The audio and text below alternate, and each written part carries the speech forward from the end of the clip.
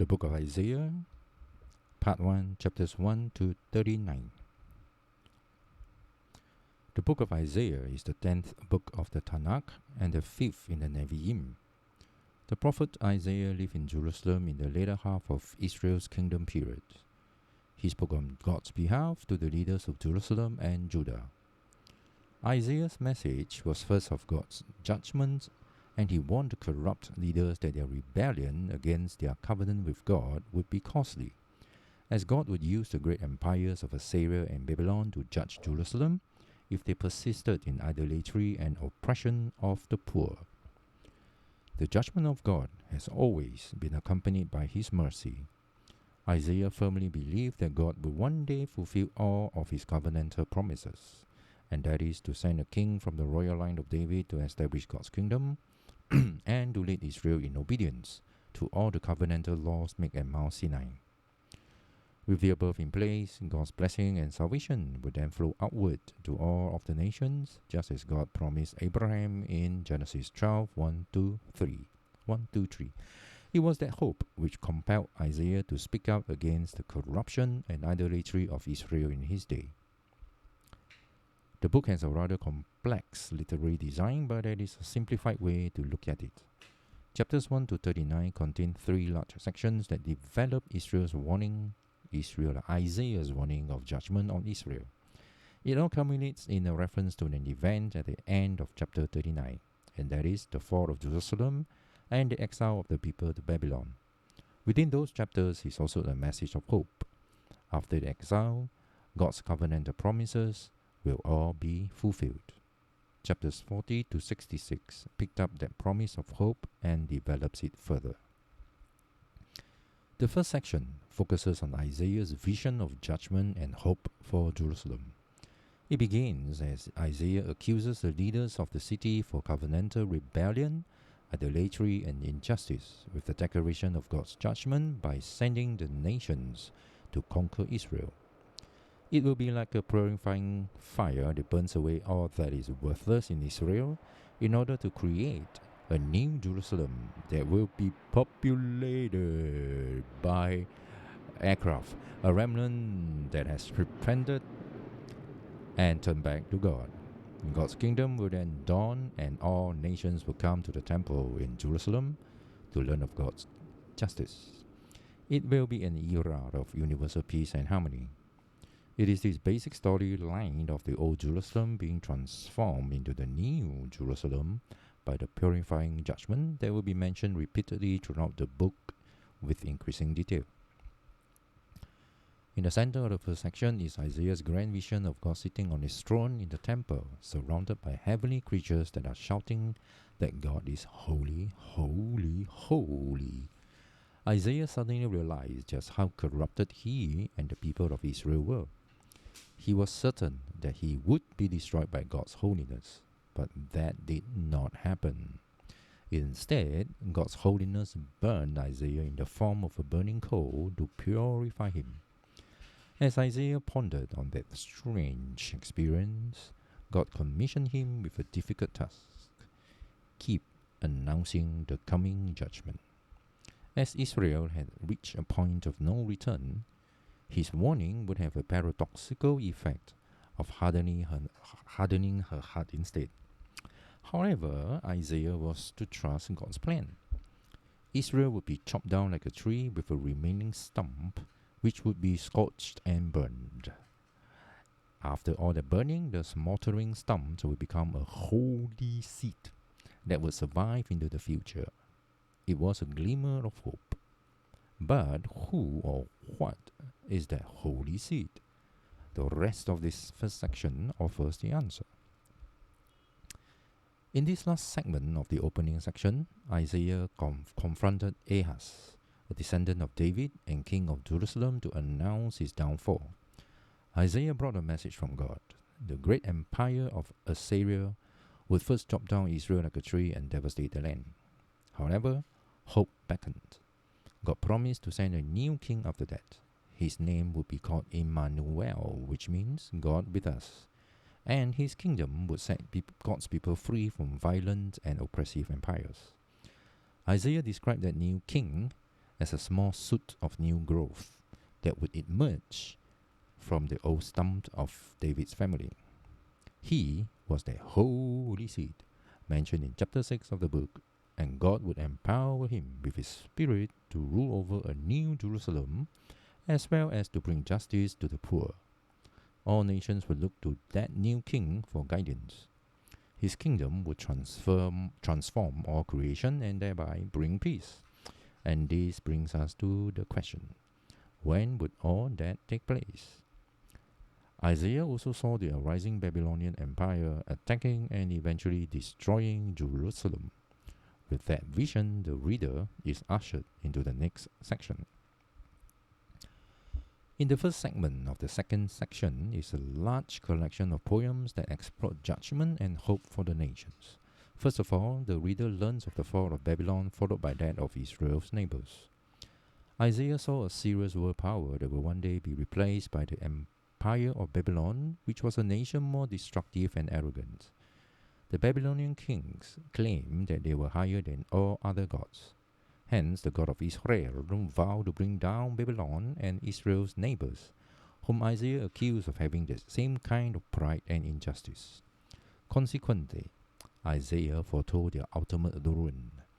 However, in the book of Isaiah, God's judgment was never the final word for Israel or the nations. With that, the reader enters the second half of the section. In this second part of the segment is a series of poems that told the tale of two cities. The lofty city exalted itself above God and became corrupted and unjust.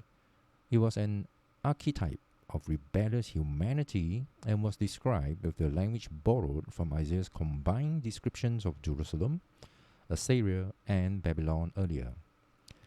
The city of Jerusalem was destined for ruin and would one day be replaced by the new Jerusalem, where God would reign as king over a redeemed humanity from all nations, with no more suffering or death.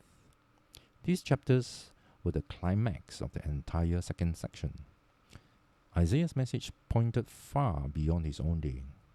It was a message for all who awaits God to bring his justice on violent and oppressive kingdoms, as well as to bring his kingdom of justice, peace, healing, and love. The third and final section returns to the rise and fall of Jerusalem. In this section is a whole bunch of poems where the reader finds Isaiah accusing the leaders of Jerusalem of turning to Egypt for military protection against Assyria. Isaiah knew that it would backfire on Israel and said that only trust in God and repentance could save her. The rise of Hezekiah as king of Jerusalem that followed substantiated his point. Just as foretold by Isaiah, the Assyrian army attacked Jerusalem. Hezekiah humbled himself before God and prayed for divine deliverance. Consequently, Jerusalem was miraculously saved overnight. However, the rise of Hezekiah was immediately followed by his fall. He hosted a Babylonian delegation and tried to impress them by showing everything in Jerusalem's treasury, temple, and palaces. It was clearly an effort to make a political alliance for protection. Isaiah heard about it and confronted Hezekiah for his foolishness. The prophet foretold that the ally would one day betray him and return as an enemy to conquer Jerusalem. That prophecy was fulfilled as evidence from 2 Kings chapters 24 to 25. About 100 years thereafter, Babylon would destroy Jerusalem together with his temple and carry the people into Babylonian exile. All of Isaiah's warnings of divine judgment in chapters 1 to 39 led to the prophecy of the Babylonian exile. Isaiah has proven himself to be a true prophet because all his prophecies came to pass. But the important point to note is this: the purpose of God's judgment was to purify Jerusalem and bring the holy seed, as well as the Messianic kingdom, to all the nations. That hope gets explored in the next section of the book. The book of Isaiah, part 2, chapters 40 to 66. Chapters 1 to 39 were about Isaiah's message of judgment and hope for Jerusalem. He accused Israel's leaders of rebellion against God and said that the kingdom of Israel would be crushed by Assyria and then Babylon in an act of God's judgment. Chapter 39 concluded with Isaiah foretelling Jerusalem's fall and exile to Babylon. About 100 years thereafter, that prophecy came to pass. But the greater hope was for a purified new Jerusalem in which God's kingdom would be restored through the future Messianic king. All nations would then come together in peace.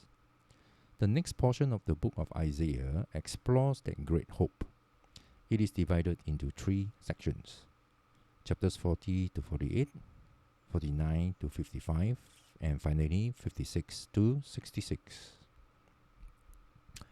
The first section of chapters 40 to 48 opens with an announcement of hope and comfort for Israel.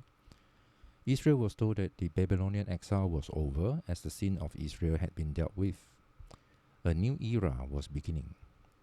The people should all return to Jerusalem, where God himself would bring his kingdom and all nations would see his glory. Now the question is this: who was saying all that, and from whose perspective? The prophets of these chapters were those living after the Babylonian exile, during the time period described by Ezra and Nehemiah. Isaiah died 150 years before the announcement was made. So what is the reader to make of it? One school of thought believes that it was still the prophet Isaiah speaking in his own day, but he was prophetically transported, so to speak, 200 years into the future, and that he was speaking to the future generations as if the exile was over. However, chapters 8, 29, and 30 provided some clues to another point of view. After Isaiah was rejected by Israel's leaders, he wrote and sealed up in a scroll all of his messages of judgment and hope, which he passed on to his disciples. The scroll was preserved down through the generations. Chapters 1 to 39 have proven Isaiah to be a true prophet whose predictions of judgment were fulfilled in the Babylonian exile. When the exile was over, the message of hope in Isaiah's scroll was applied in that time and day. Therefore, this view presents the book of Isaiah as a collection of Isaiah's original message of judgment and hope, and the writings of Isaiah's prophetic disciples, whom God used to extend Isaiah's message of hope to future generations. Putting aside the two possible viewpoints, one thing is clear. Chapters 40 to 48 are announcing that the future hope has come. God is fulfilling Isaiah's prophetic promises.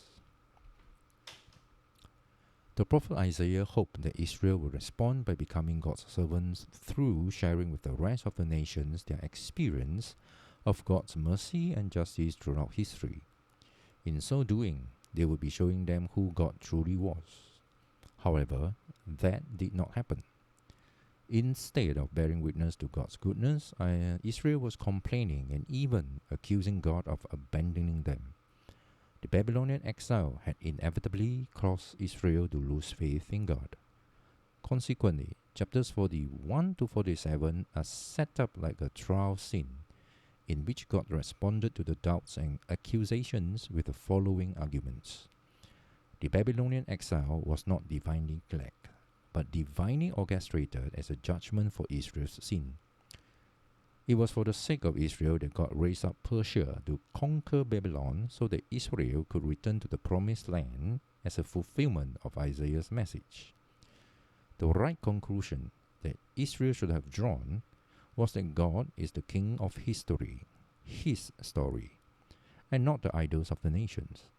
In the fall of Babylon and the rise of King Cyrus of Persia, Israel should have seen God's hand at work and became his servants to tell the rest of the world what God was really like. But by the end of chapter 48, Israel was just as rebellious and hard-hearted as their ancestors. Consequently, God disqualified Israel as his servant. Nonetheless, God was still on the mission to bless the rest of the world. As a result, the prophet said that God would be doing a new thing to solve the problem. With that, the readers moved into the next section. In this section, the reader is being introduced to a figure called God's servant. He would fulfill God's mission and do what Israel has failed to do, and that is, to be the source of salvation to the world. God gave that servant the title Israel and sent him on a mission to restore the people of Israel back to their God and to become God's light to the rest of the world. That servant would be empowered by God's Spirit to announce the good news and to bring God's kingdom all over the nations. It was a reference to the Messianic king mentioned in chapters 9 and 11. It is from here that the reader learns of the surprising way in which that servant would bring God's kingdom. He would be rejected, beaten, and ultimately killed by his own people. Yet, it was by his death that he died on behalf of the sin of his own people. The prophet Isaiah said that the death of the servant would be the sacrifice of atonement for the evil and rebellion of the people. But the servant will come to life again. His death will provide a way to make people righteous, that is, to put people in the right relationship with God. This section concludes by describing two ways in which people would respond to the servant. Some would respond with humility by turning away from their sins and accept what the servant of God had done on their behalf. These people would be called the servants and also the seed. They would be the ones to experience the blessings of the Messianic kingdom. Others would simply reject both the servant and his servants. They are what the Bible calls the wicked. On that note, the reader enters into the final section of the book where the servants inherit God's kingdom. These chapters are beautifully designed as a symmetry that brings all of the themes of the book together. At the center of the section are 3 beautiful poems that describe how the Spirit empowered the servant, how the servant announces the good news of God's kingdom to the poor, and finally, how the servant reaffirms all of the promises of hope from the earlier parts of the book.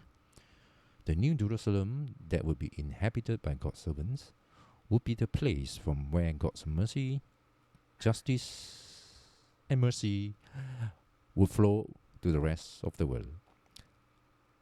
Surrounding the 3 poems are 2 long prayers of repentance where the servants confess Israel's sin and grieve over all of the evil they see in the world around them.